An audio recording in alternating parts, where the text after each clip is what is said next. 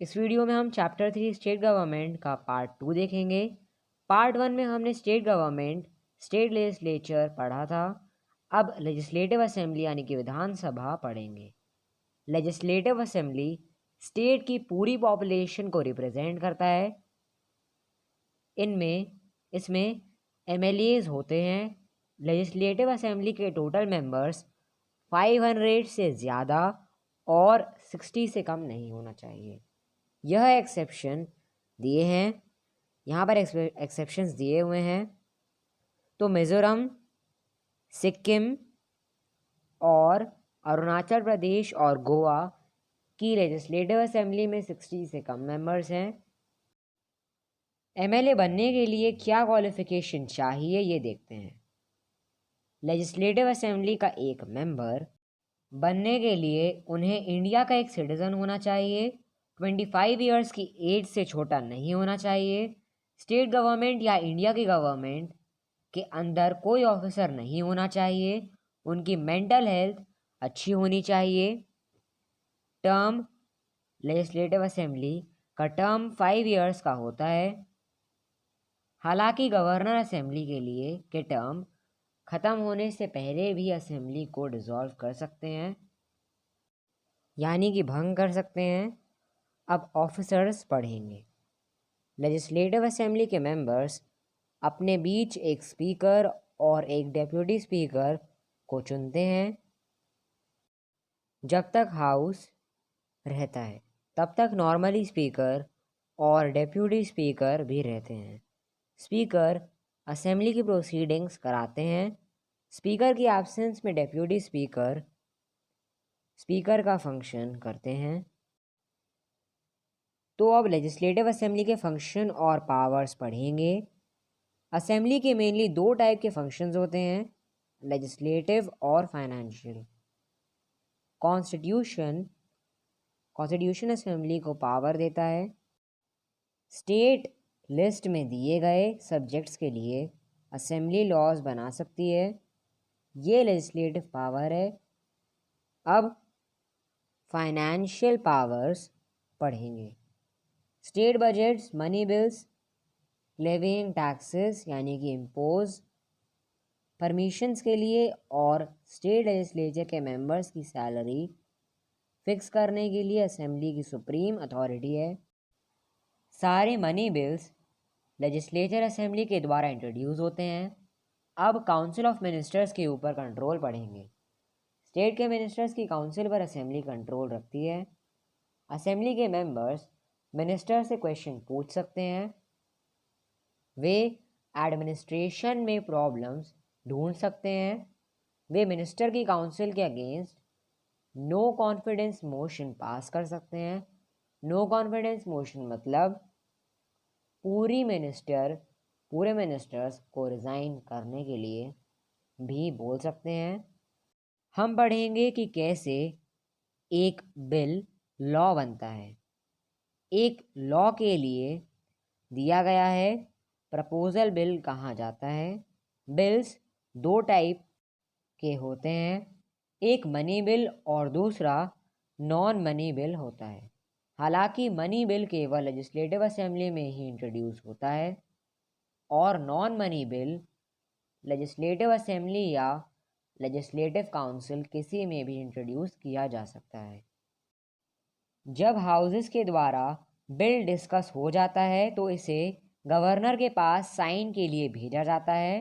Governor के signature के बाद बिल लॉ बनता है। इसके बाद हम लेजिस्लेटिव काउंसिल यानी कि विधान परिषद पढ़ेंगे।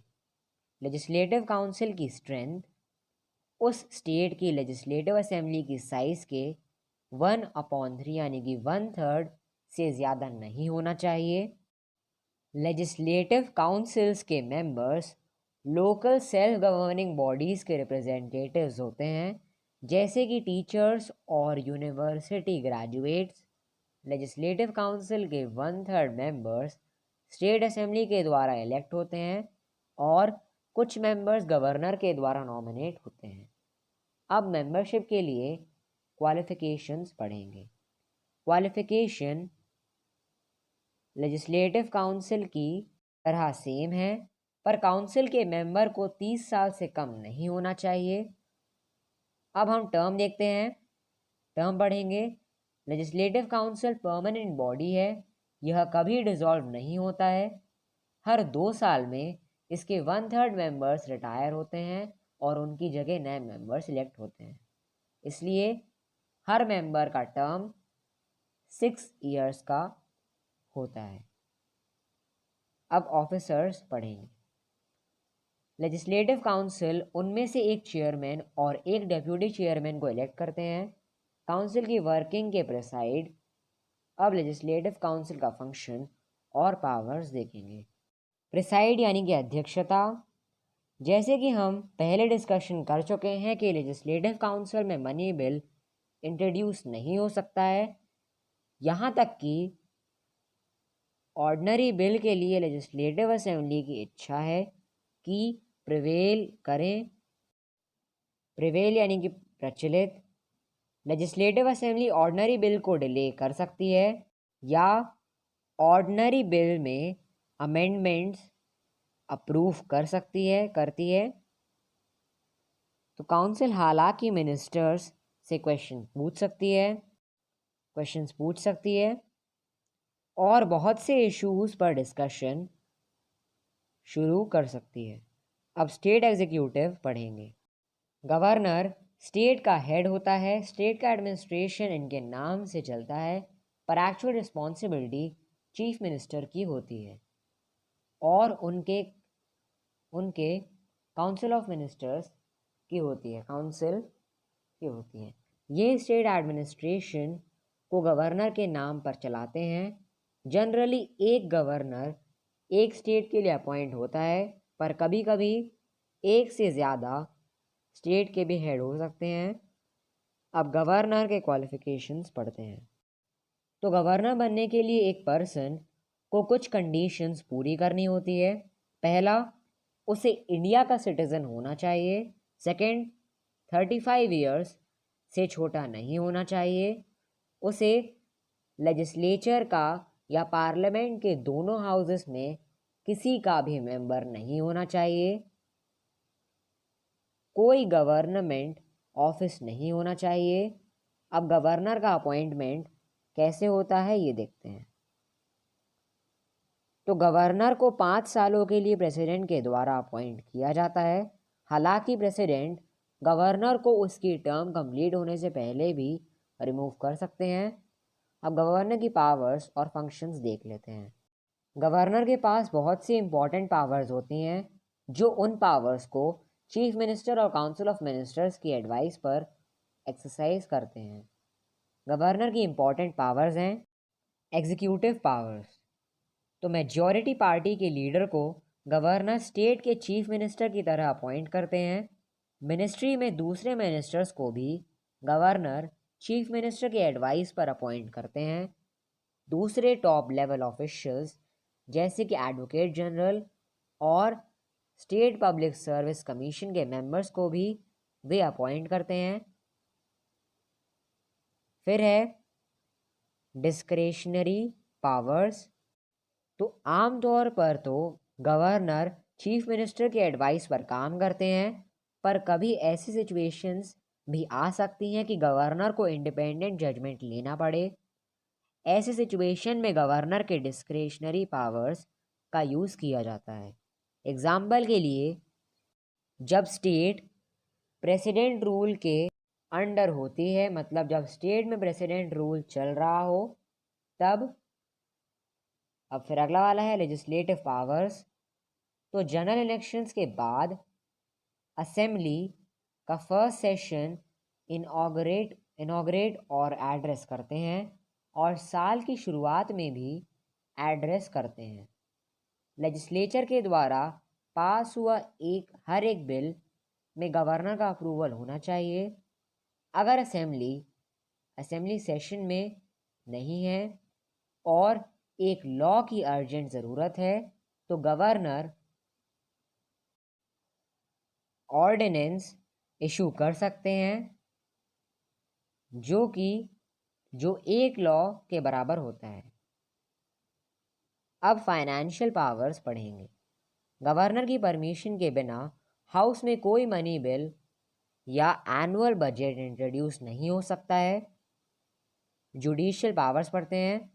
स्टेट लॉस के अंडर गवर्नर लोगों के पनिशमेंट या सज़ा को माफ़ कर सकते हैं। अब चीफ मिनिस्टर और काउंसिल ऑफ मिनिस्टर्स पढ़ेंगे। तो गवर्नर मेजॉरिटी पार्टी के लीडर को चीफ मिनिस्टर अपॉइंट करता है, जो गवर्नर को दूसरे यानी काउंसिल के मिनिस्टर को चूज़ करने के लिए एडवाइस देते हैं। स्टेट के एडमिनिस्ट्रेशन से रिलेटेड सारी पावर्स चीफ मिनिस्टर और उनकी मिनिस्ट्री के पास होते हैं। उन्हें स्टेट लेजिस्लेचर को आंसर देना पड़ता है, इसलिए वे अपनी पावर्स को तभी इंजॉय कर पाते हैं जब तक असेंबली में मेजॉरिटी का सपोर्ट होता है। अब पावर्स और फंक्शंस पढ़ते हैं चीफ मिनिस्टर के। तो चीफ मिनिस्टर काउंसिल के मिनिस्टर्स के लीडर होते हैं। गवर्नर और काउंसिल ऑफ मिनिस्टर्स के बीच चीफ मिनिस्टर वाइटल लिंक होते हैं। तो हर मिनिस्टर को इंडिविजुअल उन्हें आंसर देना पड़ता है। उनका रेजिग्नेशन पूरी मिनिस्ट्री का रेजिग्नेशन के बराबर होता है, इनके बराबर है। उनकी मेन पावर्स है, पहला है मिनिस्ट्री को डायरेक्ट करना और उनकी पॉलिसीज़ को डिटरमाइन करना। अगला है स्टेट के एडमिनिस्ट्रेशन को सुपरवाइज करते हैं। अगला है मिनिस्टर्स को एलोकेट, रीएलोकेट या पोर्टफोलियोज को वापस ले सकते हैं। फोर्थ, दूसरे मिनिस्टर्स की वर्किंग को कोऑर्डिनेट करते हैं, कोऑर्डिनेट यानी कि समक्ष।